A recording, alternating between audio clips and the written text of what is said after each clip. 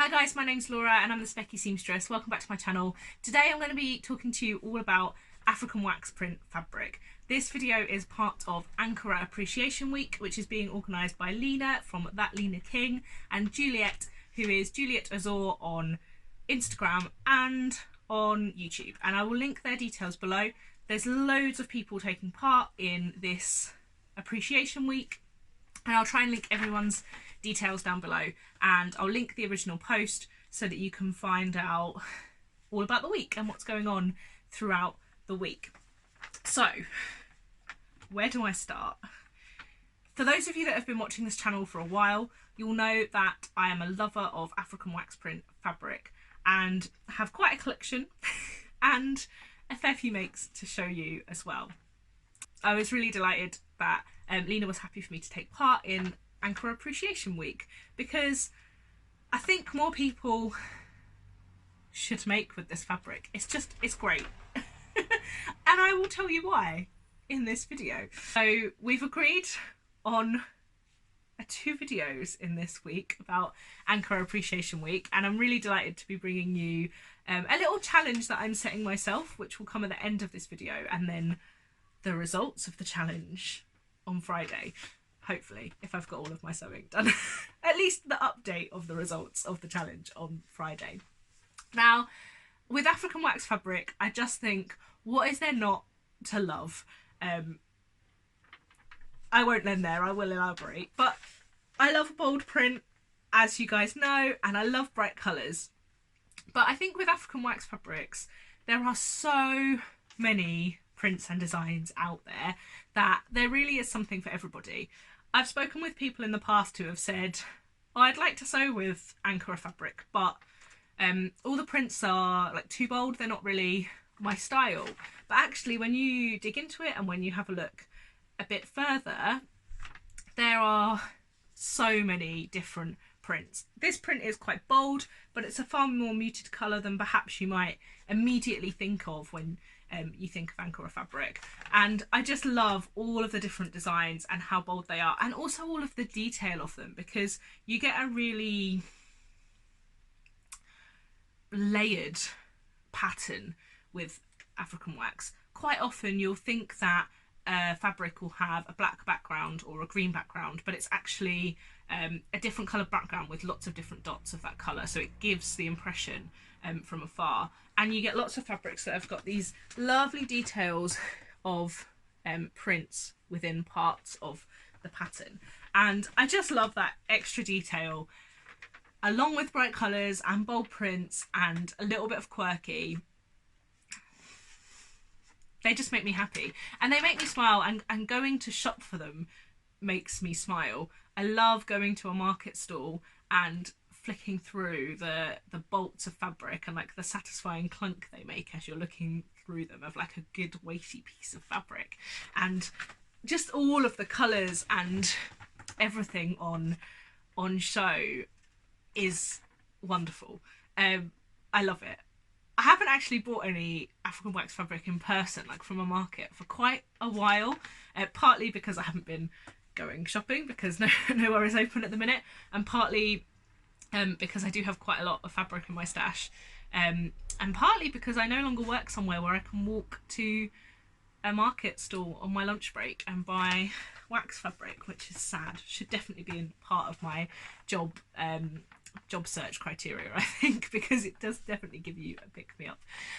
I used to go shopping for African wax in Reading Market on a Wednesday, and when I'd come back from my lunch break on a Wednesday, all of my colleagues would be like, what did you buy? Show us, what are you going to make? Because it was like a talking point from my lunch breaks. So there you go, a small insight into Laura's life. But I thought I would talk a little bit about how I discovered African wax, as well as some of my makes, and then tell you about this challenge that I'm setting myself.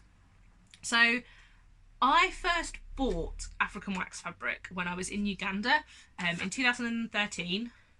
Yeah, 2013. And I bought a 6-yard cut of fabric and had a skirt made for myself from a local seamstress, and then took the rest of the fabric, that 6-yard cut, home with me. And I think that there's probably a lot of people out there who have travelled across Africa and have like a similar story to that, and they've got fabric sat at home from a dress or a skirt or pair of shorts or whatever that they've had made for them while they've been away, and don't know what to do with the rest of the fabric. Now, if I'm honest, the rest of my fabric became cushions because I really wanted to sew with them, but it was before I started garment making, so they became cushions. But they live in my house and I get to see them all the time, so they're a lovely reminder of my travels, which I am always delighted if my textile creations remind me of fun travels. And so that was the first time I bought African wax fabric. Now, I'd always admired African wax fabric from afar, and I was delighted to own some of my own and own a skirt of my own that I definitely no longer fit in, but that's fine. And then I bought fabrics in each of my other trips. So I used to work with a charity called Cricket Without Boundaries, who volunteer or send volunteer groups to different parts of Africa to run sports-based social change volunteer programs. And I bought fabric on each of my trips. So I've got some fabric from Cameroon and Kenya, and again, I just like walking through the markets and experiencing those conversations with market stallholders. I love the memories of it as much as I loved doing it, and I hope that I'll get to repeat that again someday, because seamstresses love having a chat about what they're going to make with fabric, right? And all of their ideas and what they like about a print. And I just feel like that's amplified when shopping for African wax, because there's so much colour and bold makes and prints going on. And when I've bought African wax and talked about some of the things I'm going to make that will be completely different to what the traditional purchase of a 6-yard cut of fabric might be, particularly when kind of like in Africa in country, it's just so much fun to talk about and so much fun to have that conversation. So I've had so many amazing conversations with people over African wax that it's always going to make me smile, and I'll remember that when I have that fabric and make something with it. And that doesn't just stand for fabrics that I've bought while I've been travelling. Everywhere that I've bought African wax, where I've been, face to face and had that conversation, has been amazing. Yeah, I'm playing through some conversations in my head that I've had with market stallholders. It's quite something. So yeah, that's like my discovery of African wax. And when I first started sewing, I mean, African wax is a fantastic fabric for when you're quite new to sewing, because it is breathable, because it's cotton, it is fun, it's not just a plain print, or plain print, you know what I mean. It is easy to sew because it's really stable. It will hold pleats and darts and things really well. You can press it really well. It washes fantastically. That's great for a beginner sewist. And also, you can buy it affordably. If you go to market stores, you can buy a 6-yard cut of fabric from £10, and there aren't many places that you can get £2 a metre fabrics so accessibly. So it is really good. And also, I have talked about this in the past on my channel, but being able to buy 6 yards of a fabric reasonably affordably means that if you do make a mistake when you're a beginner, you've still got more to redo and have a go over, which I think is a real value. I mean, whenever someone says to me, I'm learning to sew, what should I buy? I say duvet covers in charity shops and African wax fabric, because I think that they're a great source of amazing fabric affordably for new makers. So My collection of African wax fabrics sits predominantly in a Kallax box behind me, which is why I've been looking in this direction while I've been talking. And what I'm going to do is insert some pictures of some of my African wax fabrics while I'm talking about my makes, and probably while I was talking in the last bit about my my purchases.